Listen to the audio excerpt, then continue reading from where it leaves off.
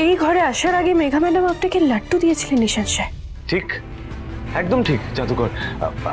মেঘাই জোর করে লাড্ডুটা খাওয়াতে চেয়েছিল আমাকে, আমি খেতে চাইছিলাম না। ভাইদা আসবো? এত ফর্মাল হওয়ার দরকার নেই অনুশ্রী, ভিতরে এসো। ভাইদা আমার তোমার সাথে কিছু কথা ছিল ঈশানের ব্যাপারে। ঈশানের বিষয়ে না আমি কোনো কথা শুনতে চাই, না কোনো কথা আমি বলতে চাই। ভাইদা আমি জানি কাল রাতে ঈশান তোমার আর মনির এগেনস্টে গিয়ে যে সমস্ত কথা বলেছে সেগুলো বলা একদমই উচিত হয়নি। আর কাল রাতে তোমাদের মধ্যে যে ঝগড়া হয়েছে আমি সেটা নিয়েও কথা বলতে আসিনি। ইনফ্যাক্ট আমি ঈশানকে নিয়ে খুবই বিরক্ত আর ডিস্টার্বড।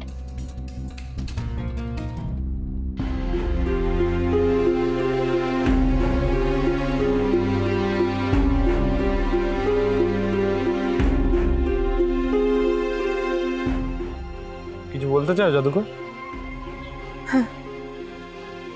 কি হয়েছে বলো আমাকে। শুধু আমি ভাইদার ব্যাপারে কোনো কথা বলতে চাই না।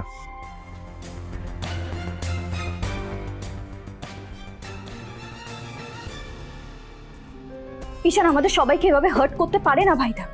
ও আমাদেরকে কথা দিয়ে কথার খেলাপ করে ড্রিঙ্ক করেছে, আমার গায়ে হাত তুলেছে। তুমি বলো না ও দোষ করেনি? আর আমিও স্ত্রী হয়ে এগুলো কি করে সহ্য করব?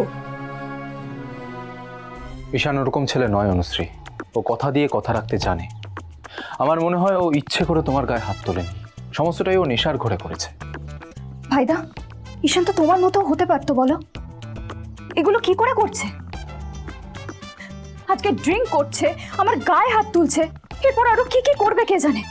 আমি আর পারছি না ভাইদা, বিশ্বাস করো। একটা ছোট ভাইয়ের কর্তব্য হলো তার নিজের দাদাকে অনুসরণ করা, সে গুণটুকু ওর মধ্যে নেই।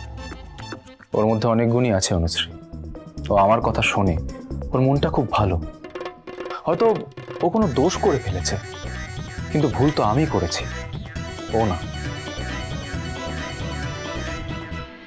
ঈশান সাহেব, আমি শুধু আপনাকে এটাই বলতে এসেছিলাম যে আপনার আর ছোট সাহেবের ঝামেলায় আমি আপনার পাশে আছি।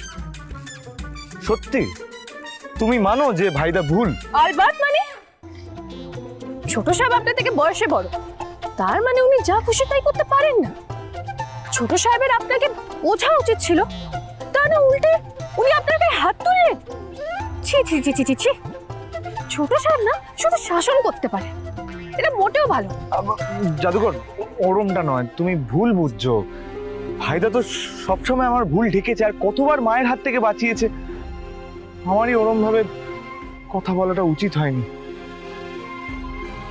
আমার ভাইদা কখনো ভুল হতে পারে না। ও মা, সে কি কথা?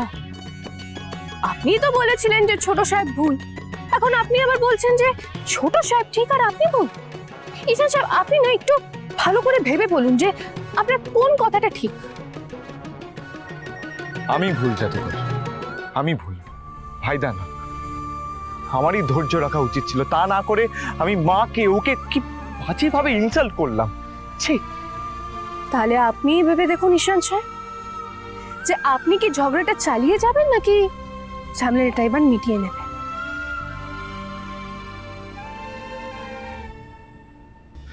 ঈশান শুধু আমার ভাই নয় অনুশ্রী, ও আমার ছায়া। আমি যদি সেদিন ওর কথাগুলো শুনে ওকে ওকে সমস্তটা বোঝাতাম, তাহলে তাহলে ও হয়তো নিশ্চয়ই আমার কথাগুলো শুনতো। আমি সেটা না করে ওর গায়ে হাত তুললাম। আমি ভুল করেছি অনুশ্রী, আমায় একবার ঈশানের সাথে এই মুহূর্তেই কথা বলতে হবে। ভাইদা,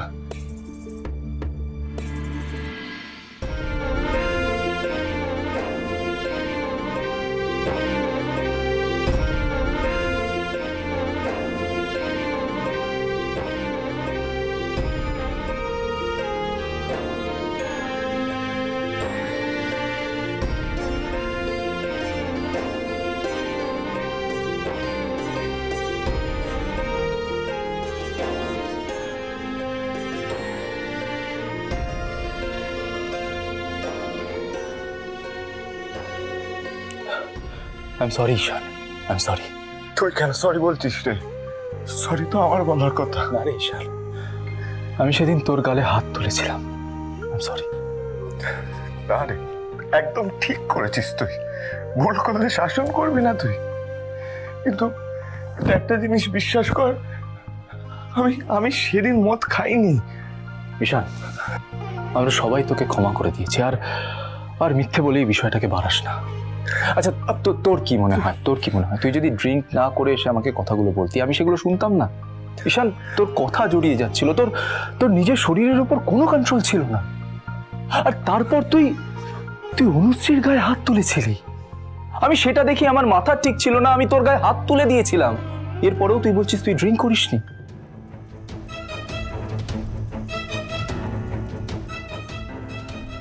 ঈশান, সেদিন কিন্তু তুমি হুঁশে ছিলে না। তুমি কি কি বলেছো, কি কি করেছো, তোমার এখনো অবধি মনে পড়ছে না। আর তুমি আমাদের সবাইকে বিশ্বাস করাতে চাইছো তুমি ড্রিঙ্ক করোনি। ঈশান সাহেব, আপনি সেদিন নেশায় ছিলেন, আর আমরা সবাই সাক্ষী। আমি জানি না আমি তোমাদের কি করে বিশ্বাস করাবো, কিন্তু সবাই তো এইটুকু জানে যে অনুশ্রী আমি তোমাকে কতটা ভালোবাসি, আর বিয়ে করার জন্য কি না কি করেছি। হ্যাঁ, আর তারপর তোমাকে কথা দিয়ে আমি কথা রাখবো না, এটা তো কখনই হতে পারে না, বলো। আমি তোমার মাথা ছুঁয়ে বলছি অনুশ্রী, বিশ্বাস করো সেদিন আমি মদ খাইনি।